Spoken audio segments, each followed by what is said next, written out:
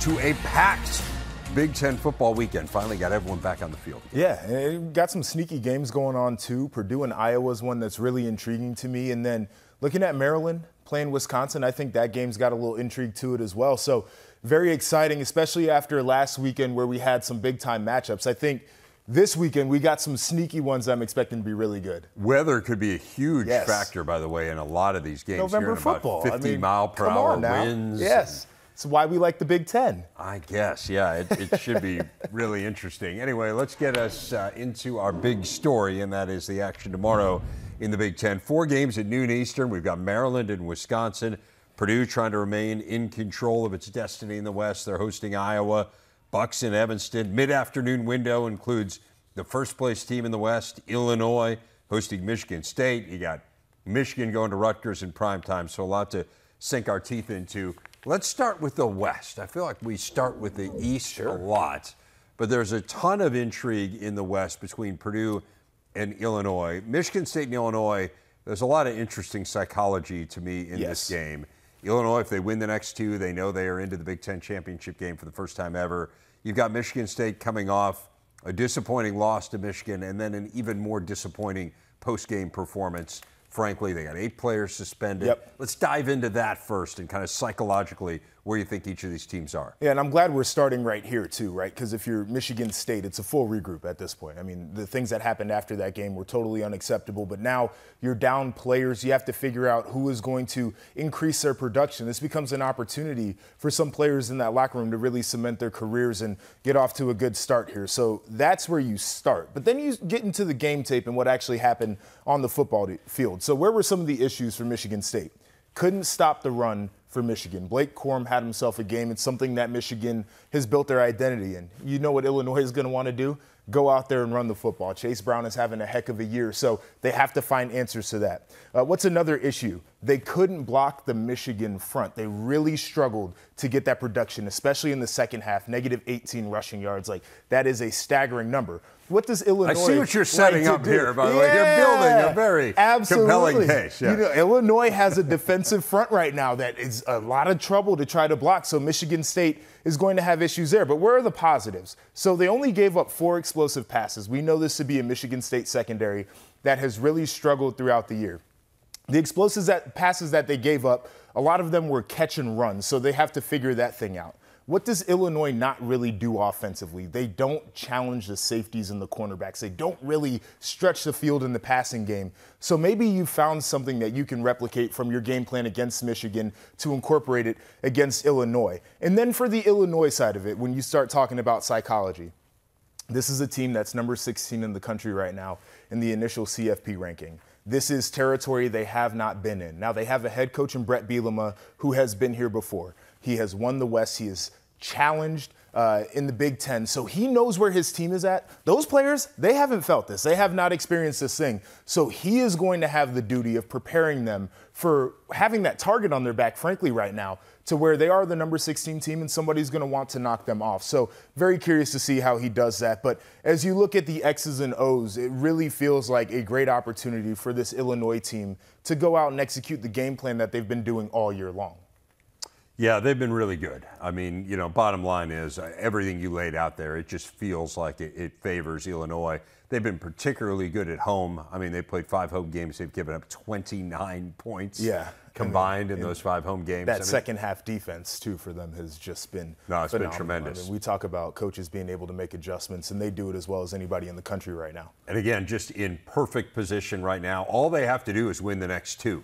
I mean, you can lose to Michigan, and I think they have obviously Northwestern at the end, which feels like a game which would favor them. But you could conceivably lose those 2 if you win these 2, and you're headed to Indy for the first time ever. To me, it comes down to whatever happens is going to be a memorable season for Illinois. Yes. You have a chance to make it a great season, a historic season, and that's the challenge ahead these next 4 weeks. I remember sitting in a locker room back in 2014, initial rankings come out. We're sitting there at 16. We took a loss early on in the season to a team that, frankly, we should have beaten. They weren't as good as us, and we just put our heads down and we worked. And I'm not saying that's a story that Illinois is going to be able to complete, but it seems like they're right in position right now where if you take care of business game in and game out, they could make this a spectacularly special season. Huge game for Purdue as well. We've talked a lot about Illinois, and justifiably so, because they are in the pole position right now in the West. But the truth is, if Purdue wins out, it is Purdue, which will go to the Big Ten championship game. They do not have a game the caliber of that Michigan game. Right. They do obviously have to go to Champaign, which I think is significant. But in order for that game to be really meaningful next week, they got to get past Iowa. So really interesting game here. The Hawkeyes may be getting a little bit of confidence in that game last week. This is one of those games that wind is supposed to have a profound effect on. Mm-hmm. What do you see in this matchup? So Nicole Auerbach probably said it the best about this Purdue team. It's the pick-your-own-adventure team. Yeah. Wildly inconsistent. They want to make games interesting. This is one that you certainly do not want to make interesting, and specifically because of this Purdue offense and Jeff Brom and how he can design up plays going against a very static Iowa defense that's very good. They have to capitalize on their plays. Now, you mentioned wind and weather. That's going to factor in. And the one thing that Purdue can kind of hang their hat on that they've done this year is they've run the football. Now, it's going to be difficult to run it against this Iowa front. Like, this is a really good front seven. Those guys play fundamental football up there. But if he can get into creative formations like we've seen him do before and maybe get guys out of gaps or try to find which blocking matchups make the most sense, I think that's going to have to be a big part of this game plan. And then you mentioned from the Iowa side, picking up maybe some confidence from what they did a week ago. This is one of those weeks where you look through the tape and you say, okay, the opponent last week was the opponent, but we did some things on offense we haven't done all year long. What are the things that we believe that we can replicate, and especially going up against a Purdue defense that is aggressive to a fault at times? There has to be a couple of concepts that they really feel like they can rely on in a game like this. So I think the biggest matchup that I'm looking at is this Purdue offense against the Iowa defense. Two really good units, but also on the other side, there's probably a bit of a chess match going on. Can Iowa find ways to take advantage of an aggressive defense that's out of position sometimes?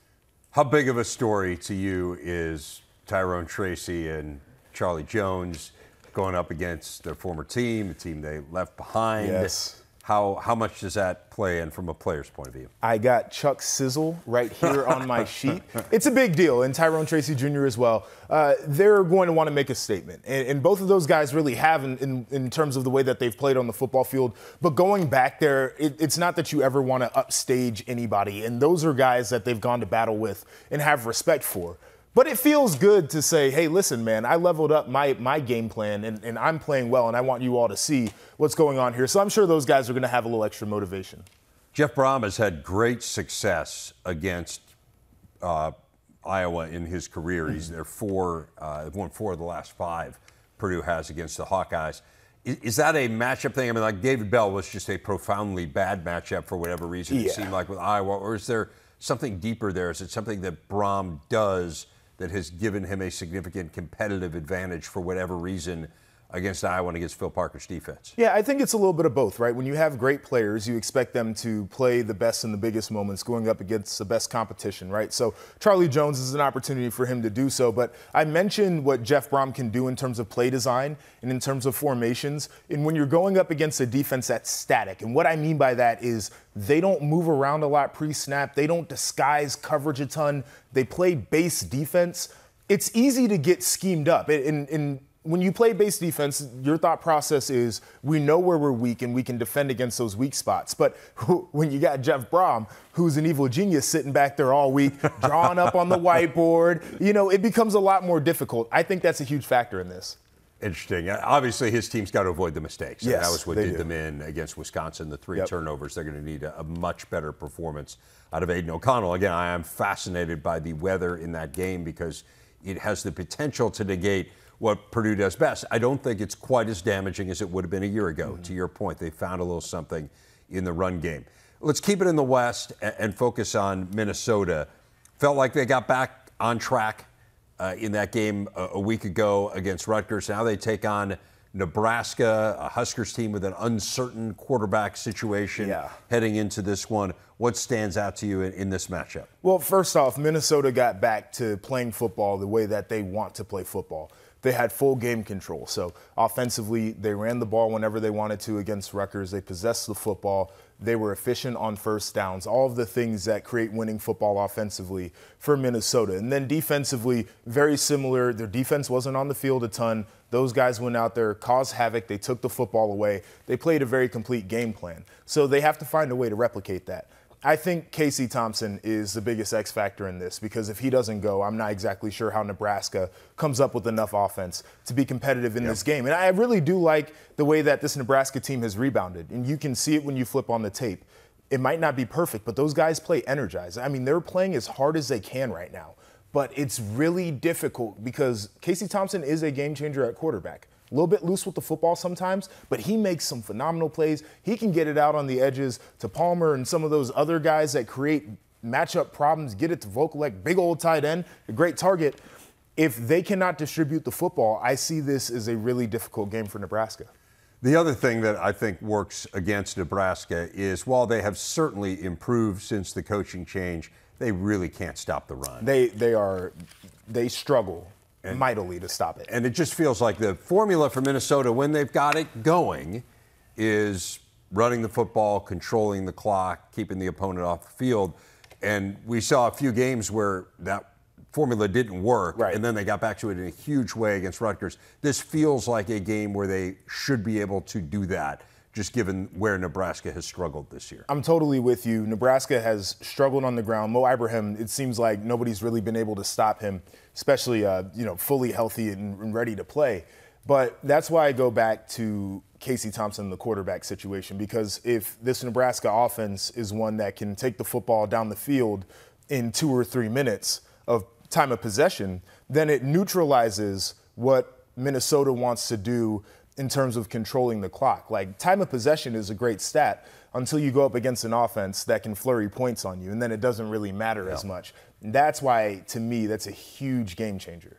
But to your point, I mean, when Thompson went out against Illinois, the game, for all intents and purposes, was over. They had 29 yards in the second half. Now, that doesn't feel like, at least publicly, they haven't ruled them out. Right.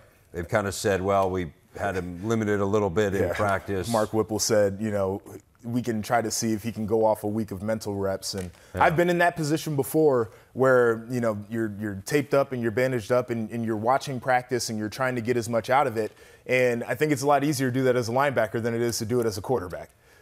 Yeah, it just feels like it's not a great situation, right? An elbow injury, I mean, that's kind of important for a quarterback. Well, I think you might want that thing working as best as possible. Yeah, all right. Well, so that's the story of kind of those marquee West games. We'll dive into plenty more as we continue here on the Maryland and Wisconsin. The Terps get Leah back. Big game for the Badgers, bowl hopes. A lot going on here.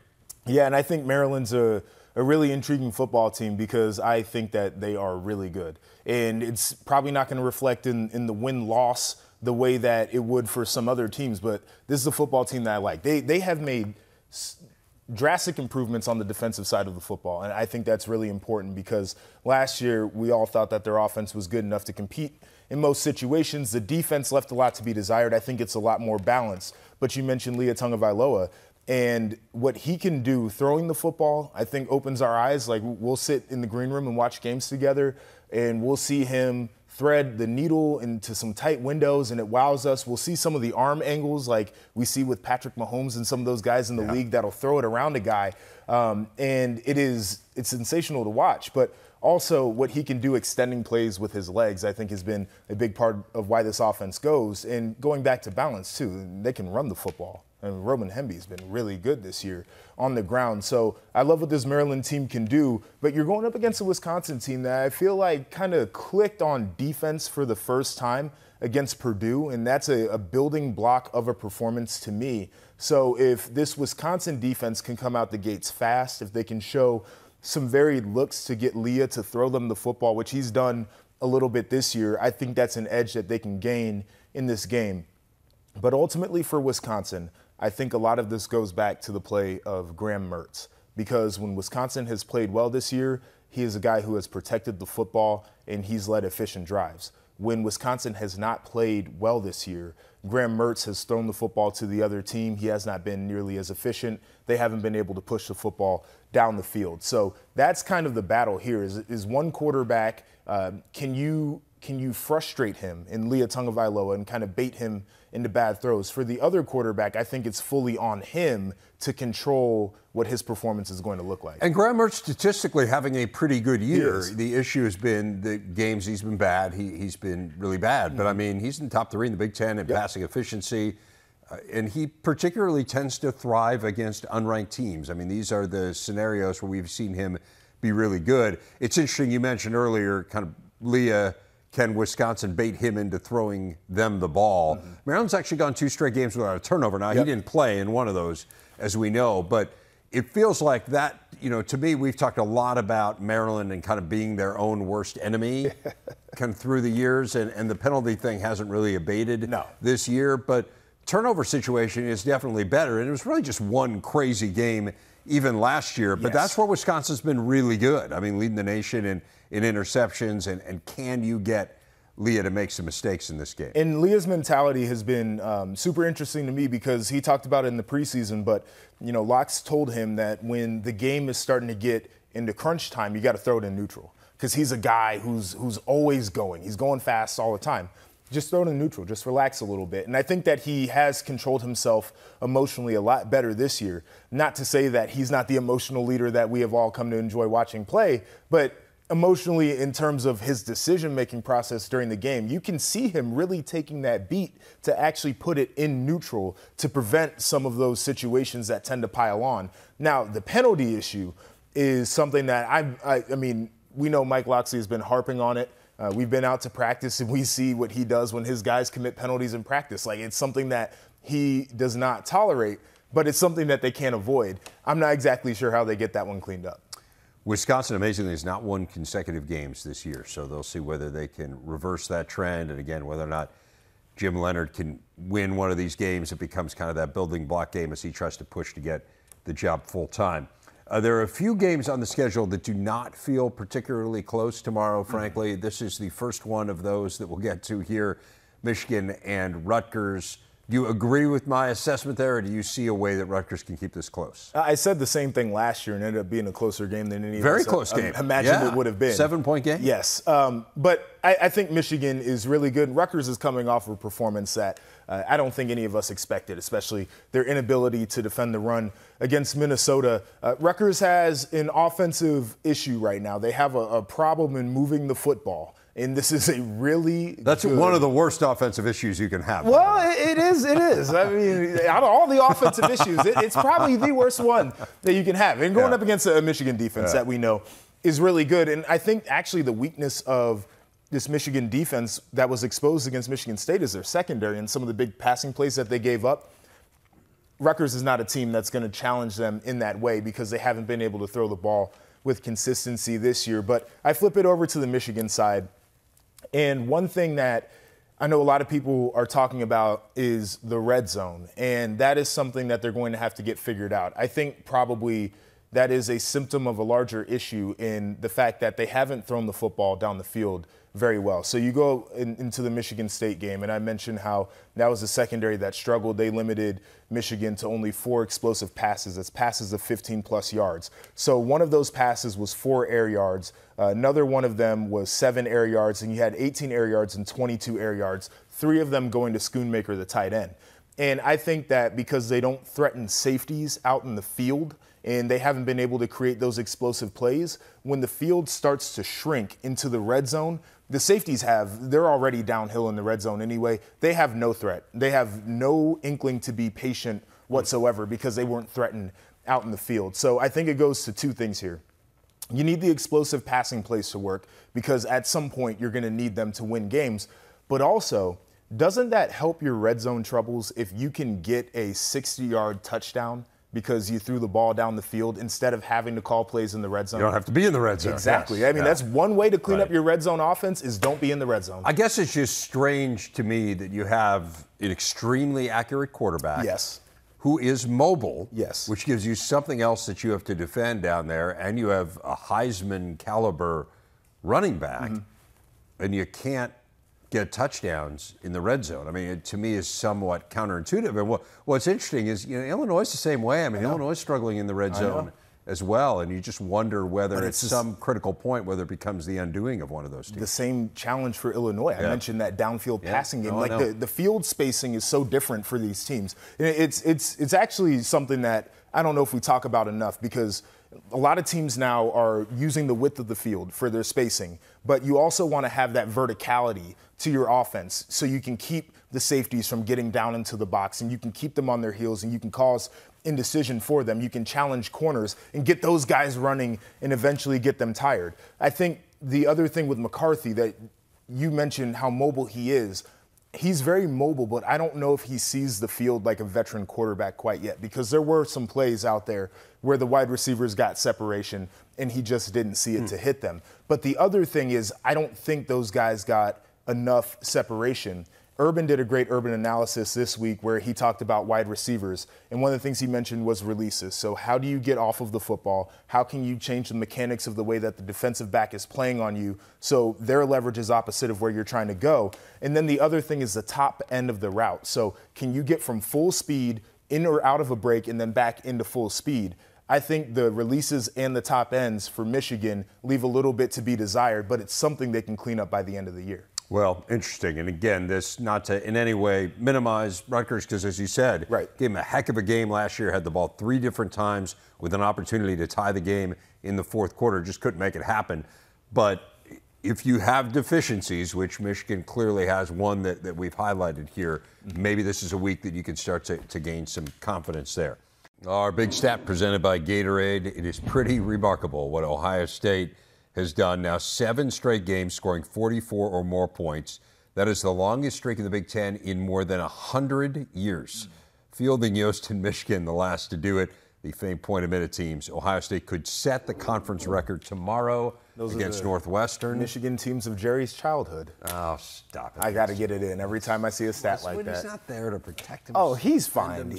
Oh, he is perfectly fine. Okay, so they could set the record tomorrow. Yes. I like their chances. I think they will. Come out and say it.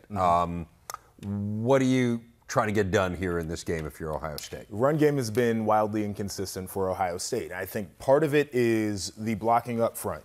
Penn State got a lot of penetration. I think that Iowa was really able to kind of hold the line of scrimmage against Ohio State. The other part of it is the running backs maybe not making the right reads in terms of their vision, and we've seen a couple of those guys even try to cut off of their inside foot and slip and fall on plays that probably could have gashed. So I think it's a combination here of the offensive line has to improve, and they can certainly do so on Saturday. The running backs have to be more consistent in the way that they're playing. But for Ohio State, I also think that you cannot judge your success in this game by what the stats say. I think you have to have your standards for how you want to go out and execute, and that's how you'll judge this game at the end. And this is another one of those games where weather could be a factor. And again, it may lend itself to working on the run game against a team that has really had very limited success stopping the run, to say the least. So that one feels like a mismatch. Penn State, Indiana does as well, particularly given the injury situation